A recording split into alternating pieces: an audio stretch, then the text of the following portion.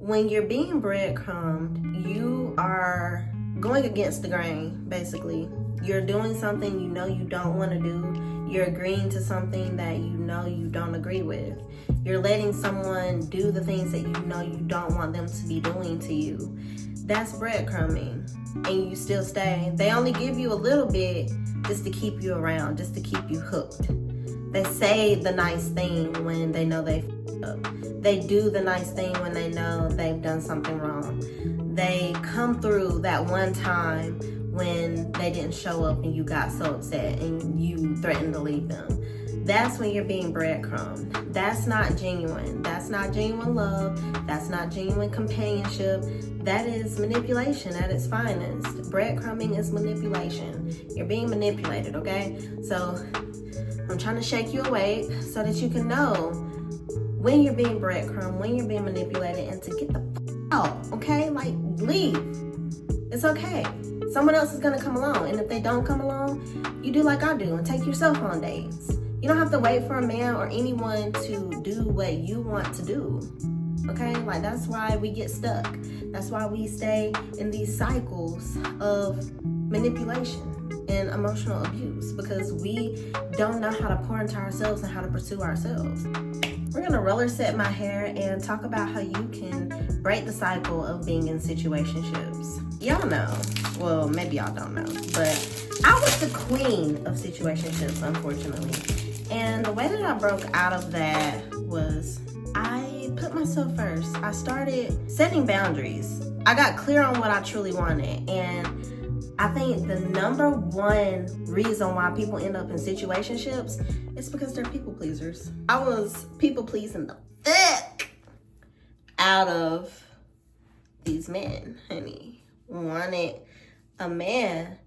And y'all, I truly do not know what I'm doing. Maybe I should put some loose. Then again, I'm like, I don't want to like make it crunchy. You know what I'm saying? But yeah.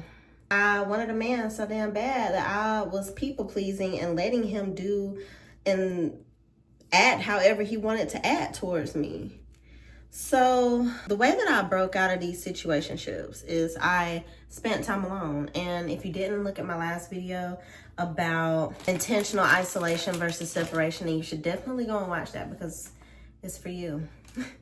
So I took the time to truly be alone and to truly just like know what I wanted in a relationship. And I also got therapy too, to figure out why I was in these endless cycles of wanting to, or feeling like I had to prove my worth to these men, prove that I was worthy of love, prove that I was worthy of whatever it was that they were giving, or the illusion of what I thought they were giving me. Honestly, every single time, obviously, they weren't giving me a single thing, but I got to the root of that. And a lot of that was from, I don't like the way that look. Most of it was from like daddy issues, me having like deep father wounds, feeling abandoned by my father. So I didn't want my lover to abandon me. And that trickled on into my relationships. And so once I got to the root of my daddy issues and really understood like where all that was coming from and really took the time to sort through those issues, I realized that I was dating out of woundedness. I was dating because I felt like I needed something from these men. And now, since I don't need anything from anybody, I date so much differently now. It's like when I'm getting breadcrumbs, I don't try to prove my worth. And when I haven't experienced when someone is actually like pursuing me, but I mean, I have for a brief period of time, only because they wanted something from me. And all of that was just mirroring, all of my relationships previously were mirroring where I was still wounded and where I still had abandonment issues from where my father abandoned me. And whether you had your dad in your life or not, was he emotionally available? Was he emotionally there for you? Because if not, then you probably are one of the ones that ends up in situationships. And I will say that my father wounds, or actually I don't claim them anymore. following ones that I used to have, it just made me want to prove my worth and made me think that breadcrumbs were enough because that's all I got from my dad. Well, actually, I didn't even get breadcrumbs, honey. I was starving. So the breadcrumbs that I was getting, I thought that it was enough because it's like, well, I don't really have a sense of self. That's why it's important to have a dad around, because your dad kind of instills that sense of self within you and lets you know like how worthy you are of love, and they show you that. They be that example that you need in your life to attract healthy romantic love. And you know, even with people who, this is turning out okay, I guess. But even with people who did have their dads in their lives and they were emotionally unavailable, those people were the ones who probably ended up in narcissistic relationships where they were overgiving. You know, same with me, but like I feel like it's a little bit different. Like you kind of do have a sense of self-worth, but when you get into those narcissistic relationships, they diminish it. Should I do this way or should I do this way at the back? When you don't know if you're getting breadcrumbed or not, is the point I was trying to make earlier, then it's gonna be easy to fall into the trap of being breadcrumbed. If you don't know how you're getting breadcrumbed, then this video is definitely for you. A way that I knew that I was getting breadcrumbed was when I would be wanting certain things to happen and I might mention it, and then they might just like kind of brush it off a little bit, or they make false promises and never follow through with them. Or if they do something and I notice and I say something about it, they might deflect or whatever and try to make excuses for their behavior and just, you know, all the things that these men be doing to try to manipulate us, to try to get us to stay, because they know like if we know our worth, we would leave them for sure. But the way that I knew that I was being breadcrumbed was when I just wasn't feeling fulfilled, when I felt like the relationship had more to do with me trying to please them than it did with me actually being pleased. And I was like, you know what? When I took the time to spend my time alone and intentionally isolate, I realized that I was being breadcrumbed all along. Like everyone that I ever talked to, dated, told me what I wanted to hear, gave me what they thought would sustain me for a while, until I forgot about what it was that I truly wanted, just so I wouldn't leave them. And they were only reflecting my abandonment wounds right back to me. So I will say that abandonment wounds don't have to come just because you do have your parents in the home. If they were emotionally unavailable, then you probably have abandonment wounds. You probably have attachment issues. And it's okay, because now you know. I'm the big sis that's telling you, hey girl, you might want to check that out because you got abandonment issues, you know? If I'm being real, the only way to acknowledge any of this is to probably get a therapist to help you like cope with the fact that you didn't have that love that you desired from your parents, from your dad, from your mother. But also like come to terms with it, because I feel like for me, it was so hard for me to come to terms with the fact that why didn't my dad want to be in my life? Like, that's so weird to me. And I'm just sitting up here trying to prove my worth to everybody else but me, you know? And so I took that time to talk to somebody about it, to get to the root of why I was even having these issues to begin with. And she helped me a lot, you know? And then it got to a point where I had to like sort of do the work on my own. The point is finding you a good therapist to help you cope and help you come to terms with the things that you've been struggling with, help you come to terms with that abandonment. When you think about it and you think back on how your childhood really was, and how you think back on how your dad really wasn't there emotionally, like maybe he was there financially, maybe he was there physically, but he didn't like cater to your needs. He didn't help you develop a sense of self-worth and things of that nature. But if I'm being honest, you know, I'm sure a lot of us experienced that in the home, like my generation. Because our moms, I don't know, like, and this is no shade to the mothers, but they kind of like didn't choose good partners to like birth us. But, you know, all of that stuff trickles down, and it is the same way with the men. That's why there's a lot of single mothers today. You know, there are a lot of men who are trying to heal and who have done the work and who are, you know, more intentional with how they treat women. But then there are a lot of them who aren't. And it's only because women still allow for men to breadcrumb them. You have to put your foot down and say, no, this is not what I want. You can't be afraid to be abandoned. When someone isn't giving you the experience that you want to have, that you know you deserve to have, then have enough courage to walk away. Have enough self-love to walk away and to say to yourself, this is not the experience that I want to have. So now I have to remove myself. I trust and I have faith that something better will come along. And if it doesn't right in that moment, then you just have to wait. But the most important thing is choosing yourself. Because I think a lot of us get stuck in these fantasies with these men, thinking like, oh my gosh, I got a man, he's fine, he's, you know, got this kind of status or whatever. But then we forget how they really treat you. We forget how they really are. Just because they got money don't mean that they should be respected. Just because they got money don't mean that they a real one. I think that we should stop putting these men on pedestals. That's how we end up in situationships. They know what we want. They can smell the desperation on us. They know we want relationships. They know that. They're not fucking stupid. They're not stupid. They know women want relationships. But if they can get away with doing whatever they want to not have a relationship, to not commit, oh, best believe that's what they're going to do. Okay? Sorry, I ran out of storage.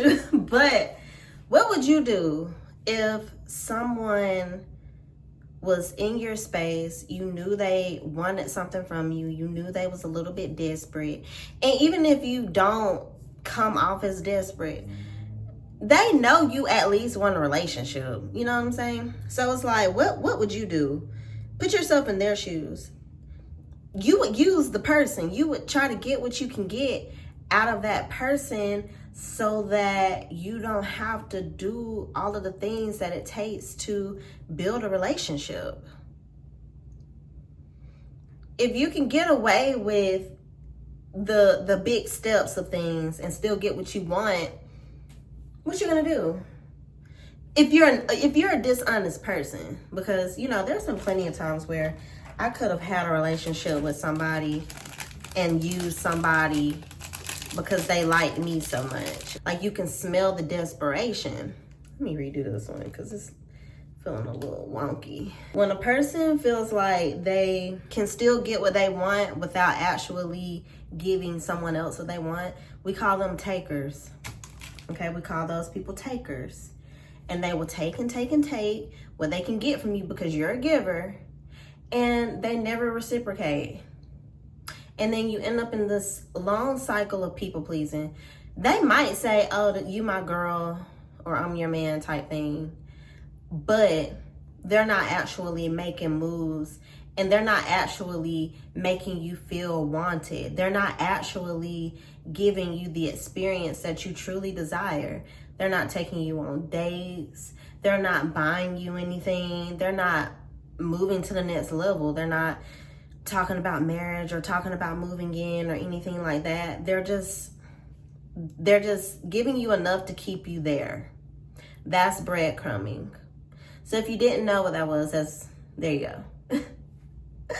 But that's why I just date myself, and I just give myself what I need to fulfill myself, because right now I'm not in a space where there's someone doing that for me. I know I'm gonna find that. I know I'm gonna run into that, okay? Because why not?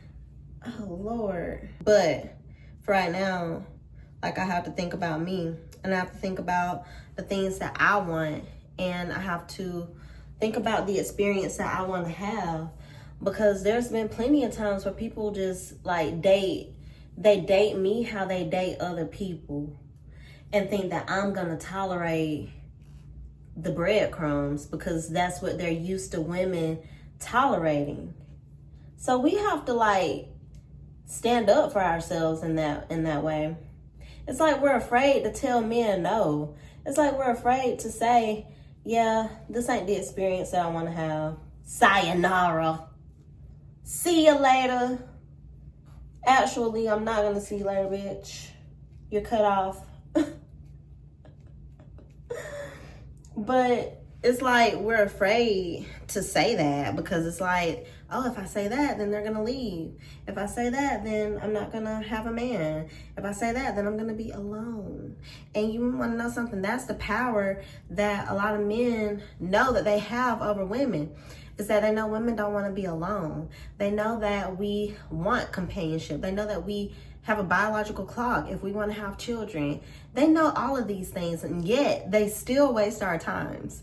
So why are we still giving these men who are not deserving every part of us? You're still in a situation with a man that you've been in a situation with for however long, and he still won't marry you. You're living with him and he still won't marry you. You've given him a child and he still won't marry you. Like, what?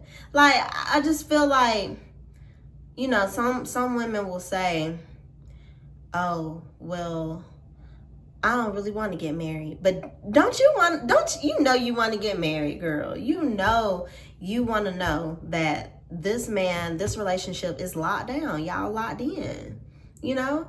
And marriage does that. Like, why are we playing house? You can up and leave at any given moment and I'll be left with nothing. At least if we get married and we get divorced, you know, I could get alimony or something, or child support at least. Hell, you sitting up here living with this man, he might be paying the bills, he might not be. You probably still working, doing everything. But just to say you got a man, like, it just, I can't do that anymore. You know what I'm saying? I just can't do that. And even if you're married and you're at home and you're still getting breadcrumbed, they gave you what they thought you wanted only to still breadcrumb you. That's the same thing. You're still in the same type of situation. You're just married now. So the point is, I'm not here to bash anybody, okay? If that's your situation, then, and you love it, I love that for you. And you should love that for yourself. Don't get offended by what I'm saying. I'm talking to the ones who feel like they're being breadcrumbed, who feel unfulfilled in their relationships, who feel like they're in a hopeless, life-sucking marriage, who feels like they're in a life-sucking relationship with a boyfriend that they've had for 10, 12, 15 years.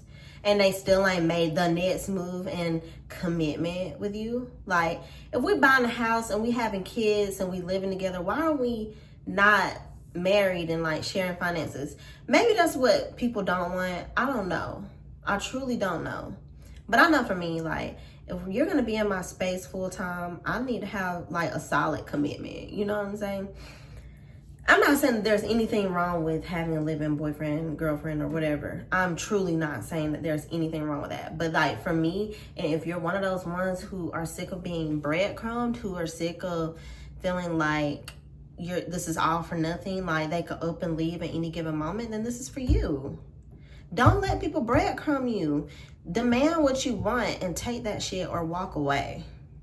That's the whole point. Don't let people keep you in endless loops of the things that they want, but you're not getting nothing of what you want. Oh, they're not ready to get married. Okay, bye. And you are, bye. But if you don't want to get married and y'all are on the same page with that, cool. Great. But if you know that's what you want, you know you want to have a wedding, a reception, a honeymoon, and you want to go all in with this one person and they still not sure if they want to go all in with you, it ain't nothing, okay? But yeah, I know that that's why I'm still single, because it's strict over here. You do this, you do that, and it don't align, It's not something that like it's character flaws. I'll give you an example. You know, I've talked to people, like I've said, but it's like the thing that I've run into recently that I will not entertain is the lack of accountability, the lack of communication, the lack of showing up. You know, and I know I show up for myself. I know that that's not a reflection of me. And I'm woman enough to know when something is a reflection of me. Like I said, my previous relationships were reflecting back to me my abandonment wounds. And I had to fix that. But I'm a great communicator and I will take accountability. Like, that's no issue for me. I do show up for myself and I show up for other people. And that's when, like, it's like if you're not like a reflection of me, if I know that I wouldn't move that way, I can't deal with you because that's the character flaw. Like, it was this guy, and I'm gonna try to make this story as short as possible. So basically, we were talking, we were supposed to hang out. They got too drunk and they were hungover, which is an ick for me. You know, like, why? You know, we supposed to hang out, but you getting too drunk to like hang out with me the next day. But they, you know, kind of like breadcrumb me, would text me and like sprinkle little, oh, I'll be there around this time, or I'm, you know, still doing this or whatever. And I would just be like, okay, yeah, this is like breadcrumbing. This is not really what I'm aligned with, but let's see what happens. So then they were like, oh, okay, I'm actually not gonna be able to eat or anything because my stomach's still messed up. And I was like, true, okay, well, we can just hang out or whatever. And I wasn't talking about hanging out at my house because you ain't coming over here. Okay. But they were like, oh, okay, bet. Well, I'm about to go to my cousin's house and eat and chop it up with them for a while and then I'm coming. And I'm like, that's a lack of consideration, which is a huge character flaw to me. Lack of, like, you're not being honest. I don't know what they thought, but this is my thought process. I feel like they thought if they could have like wiggled their way around not doing what they said they were gonna do, then I would have been okay with that. And I wouldn't have looked at it any other way. But I did. And that's growth for me because I still would have let him come over.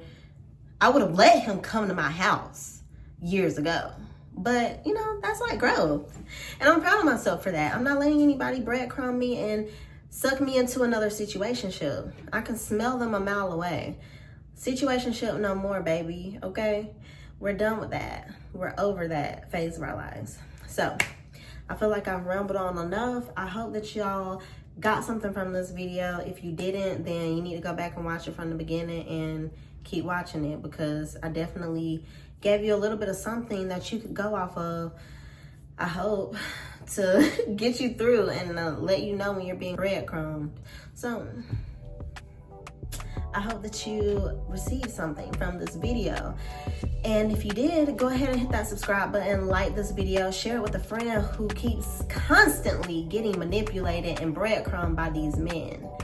And leave me a comment if you resonate. I hope you don't resonate because I would love for you to not be being breadcrumbed by people. You know, like, it's not nothing to be proud of, but it's nothing to be ashamed of either, okay? Once you figure it out and you know when you've been breadcrumbed and all the things of that sort. So, do all those things for me, and I pray that you guys have the most amazing week ever, and I pray that you get through the week without being manipulated, okay? I hope you got a little bit of this wisdom and all of these vibes, and I will see you in the next one. Bye.